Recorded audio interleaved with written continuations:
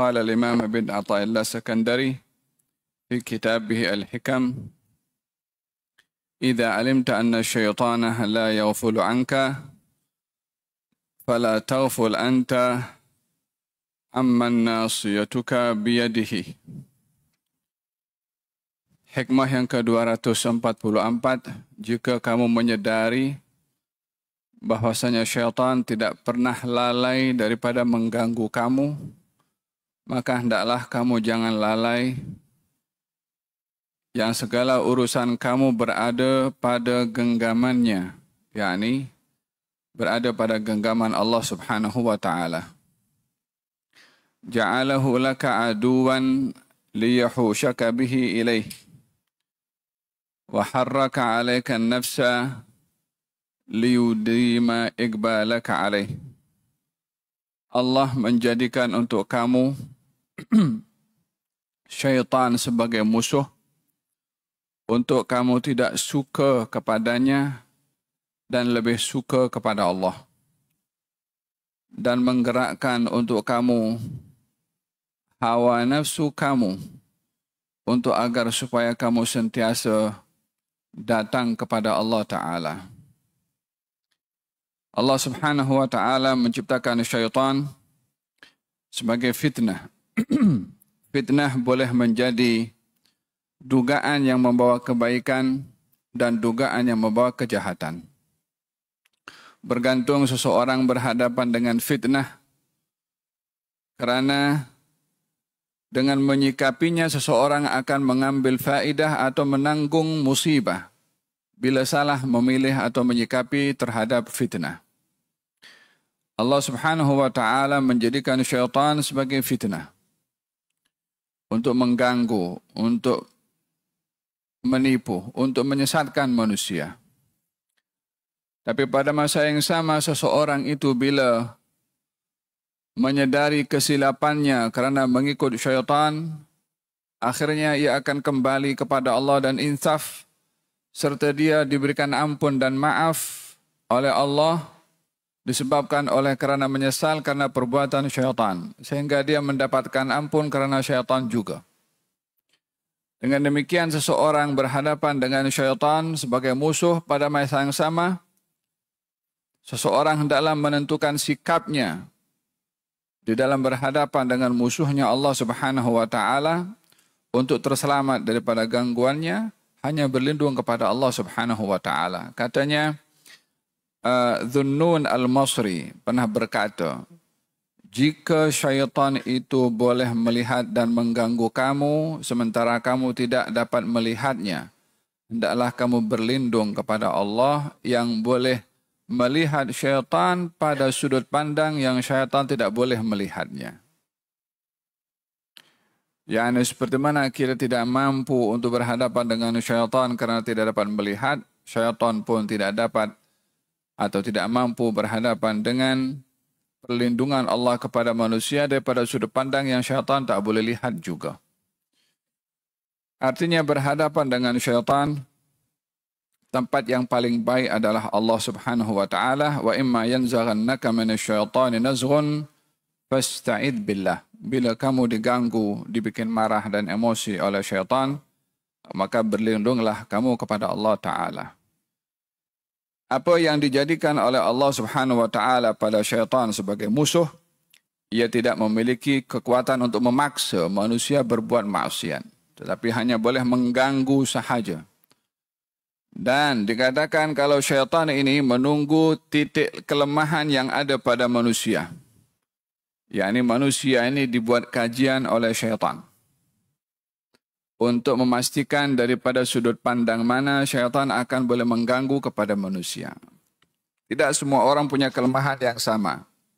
Ada orang yang kelemahannya pada emosinya, maka pada bahagian itu syaitan akan kacau. Ada orang yang lemah pada syahwatnya, di situ syaitan akan fokus kepada manusia itu. Ada orang yang dia akan kalah pada kehendak atau pada hartanya, maka dia akan diganggu pada bagian hartanya. Ada orang yang dia kelemahannya pada syuhrah, kemasyhuran. Di situ dia akan ganggu. Jadi syaitan buat kajian untuk memastikan pada sudut pandang mana dia akan kacau dan ganggu manusia dan satu dengan yang lain tidak sama. Tapi dia tak punya kekuatan untuk paksa. Dia tak punya kekuatan untuk menekan. Dia hanya boleh berbisik sahaja. Di dalam Al-Quranul Karim Allah Subhanahu wa taala menceritakan tentang bagaimana salah satu upaya tipu muslihat syaitan yang ia berpunca dengan dendam dan hasad dengki kepada Nabi Adam alaihissalam ketika diperintahkan untuk sujud dan enggan, akhirnya dihalau oleh Allah Ta'ala. Lalu kemudian syaitan mengatakan, yang kata-katanya direkod oleh Allah Subhanahu wa taala dalam Al-Qur'anul Karim. Katanya, qala fa bima aghwaytani la'aqudanna lahum siratakal mustaqim. Seperti mana engkau telah celakakan aku wahai Allah. Engkau telah binasakan aku, engkau telah sesatkan aku, engkau telah halau aku. Aku akan balas dengan aku duduk di jalanmu yang lurus. So ini peperangan antara syaitan dengan Tuhan. Apa yang menarik di sini adalah perbuatan syaitan yang salah, tidak patuh, tidak diingat. Yang diingat adalah perbuatan Allah yang mengusir syaitan kerana tidak taat. Sehingga menisbahkan kesalahan pada Allah tanpa melihat atau mencari punca kenapa Allah halau dia. Yang hanya diingat perbuatan Allah menghalau. Tapi dia tidak ingat kesalahan dia, kenapa ia dihalau. Dan kebiasaan manusia bila bermasalah dengan orang lain yang akan dicari adalah salahnya orang itu. Dia tak akan ingat kesalahan dirinya sendiri.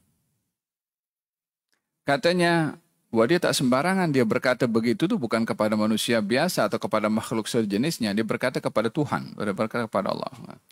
Fabima aghwaytani, engkau telah celakakan aku. yakni menisbahkan kepada Allah Subhanahu wa taala dia punca. Yani dia yang punya yang menyebabkan aku ini dihalau. Kemudian dicabar pula, dilawan Allah. La aqudanna lahum siratakal mustaqim. Aku akan duduk di jalanmu yang lurus. Dia punya masalah dengan Allah Ta'ala yang jadi korban orang lain. Nabi Adam tu tak buat salah apapun dengan iblis, tak kacau apapun. Iblis tu marah dengan Allah je. Tapi yang kena orang lain. Sebab kan kalau sudah hasad dengki dia tak peduli siapa.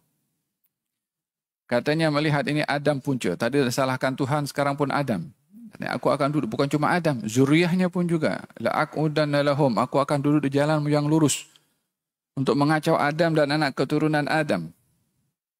Dan minta kepada Allah untuk diberi panjang umur sampai hari kiamat. Dia tak tanggung-tanggung minta panjang umur dia. Dia sampai sekarang masih sehat walafiatnya. Untuk kacau selagi anak Adam masih ada. Aku akan duduk di jalanmu yang lurus. Katanya. Kemudian ثُمَّ لَآتِيَنَّهُمْ مِنْ بَيْنِ أَيْدِيهِمْ وَمِنْ خَلْفِهِمْ وَعَنْ أَيْمَانِهِمْ وَعَنْ شَمَائِلِهِمْ وَلَا تَجِدُ أَكْثَرَهُمْ شَاكِرِينَ. Aku akan kacau anak cucu Adam ini daripada hadapan, belakang, kanan dan kiri. Yang 4 penjuru. Yakni akan menggunakan segala cara untuk mengganggu dan menyesatkan anak-anak Adam. Wala tajidu aktsarahum syakirin. Yang engkau ya Allah tak akan jumpa daripada hamba-Mu yang bersyukur. So hakikat peperangan itu antara syaitan dengan Allah Subhanahu wa taala. Tetapi yang menjadi sebab adalah yang dijadikan target oleh syaitan adalah untuk Allah tidak jumpa daripada hamba-hamba Allah yang bersyukur. Artinya Allah mahu kita ini bersyukur selalu. Allah mahu kita ini beribadah. Apa yang dimahukan oleh Allah itulah yang akan dikacau oleh iblis. Apa yang diinginkan oleh Allah itulah yang akan dihalang oleh iblis. Iblis ini katanya Abu Hazim mengatakan, orang yang taat pada iblis tak memberi manfaat apapun pada iblis. Yang tak taat pun tak mendatangkan mudarat pun pada iblis. Bukan iblis seronok ada kawan di neraka. Tak ada pun. La taatnya orang pada iblis memberi manfaat pada iblis. Wala derhakanya orang pada iblis memberikan mudarat kepada iblis. Tak dapat manfaat, tak dapat apa-apa mudarat. Hanya mencari kepuasan diri sendiri iblis atau peperangannya dengan Allah Ta'ala. Sehingga ya orang berjaya taat kepada iblis, dia membantu iblis untuk perang kepada Allah Ta'ala. Katanya, aku akan datangi mereka daripada hadapan, belakang, kanan, dan kiri, sehingga engkau ya Allah tak akan jumpa daripada hambamu yang bersyukur. Maka diperintahkan oleh Allah Subhanahu Wa Ta'ala kepada Nabi Adam untuk masuk ke dalam syurga, dan diperintahkan wala taqraba hadhihi syajarah. Adam dan Hawa, kamu jangan dekati pokok ini. Iblis ambil ini bagian. Ini kelemahan dia. Ketika Allah bagi tahu wala taqraba hadhihi syajarah, Adam dan Hawa, kamu jangan dekat pokok ini. Fatakuna minadh dhalimin. Kamu akan jadi orang-orang yang zalim. Ada bahagian yang Allah larang pada Adam dan Hawa untuk mendekati, dan Allah Subhanahu Wa Ta'ala memberitahukan itu kepada Nabi Adam dan Hawa untuk menyadari bahwasanya pada ini iblis akan kacau dia, maka di warning dulu, jangan kamu dekat. Maknanya pemberitahuan awal sudah diberitahu oleh Allah Subhanahu Wa Ta'ala kepada Adam dan Hawa untuk tidak mendekat. Disitulah iblis ambil peluang. Waswasa lahuma syaitan. Diganggu dengan waswas, dengan kata-kata yang indah dan manis. Kekuatan yang paling kuat pada iblis, kata-kata yang manis yang menipu. Rayuan gombal. Katanya, manahakuma rabbukuma an hadhihi syajarati illa an takuna malakaini aw takuna minal khalidin. Hai Adam dan Hawa, kamu tahu tidak kenapa kamu dilarang oleh Allah dekat kepada pokok ini? Kalau kamu dekat pada pokok ini, kamu akan makan, dan kalau makan, kamu menjadi orang yang kekal di surga atau menjadi dua malaikat. Nah, create satu persepsi. Persepsinya yang indah, yang muluk, yang walaupun banyak dengan penipuan. Mengatakan demikian dalam bentuk was-was. Kamu jadi dua malaikat, atau kekal di surga. Nabi Adam dan Siti Hawa seronok di surga. Memanglah ingin kekal di dalamnya. Pertama, tipuan dengan kata-kata yang indah. Alangkah banyaknya penipuan di zaman sekarang dengan kata-kata yang indah. Kata-kata yang manis. Orang pun terpikat dengan kata-kata. Dimantapkan lagi supaya yakin. Wa qasamahuma inni lakuma laminan nasihin. Wallahi. Oh, dengan pakai sumpah juga dengan nama Allah Ta'ala. Bukan cuma kata-kata. Dia gunakan hal-hal yang menjadi keinginan kepada setiap orang. Yaitu bila menggunakan pakaian agama. Bila ada lafaz-lafaz yang membawa kepada keagamaan. Oh, ini mesti diridhai oleh Allah karena agama. Agama-agama dia Subhanahu Wa Ta'ala. Dengan digunakan nama Allah Ta'ala. Yang memerangi Allah. Yang memusuhi Allah. Dia juga guna nama Allah. Wa qasamahuma. Wallahi. Demi Allah. Inni lakuma. Tak cukup bersumpah lagi nih. Nak pastikan kata-kata dia tu. Inni lakuma laminan nasihin. Aku bagi nasihat je pada kamu berdua.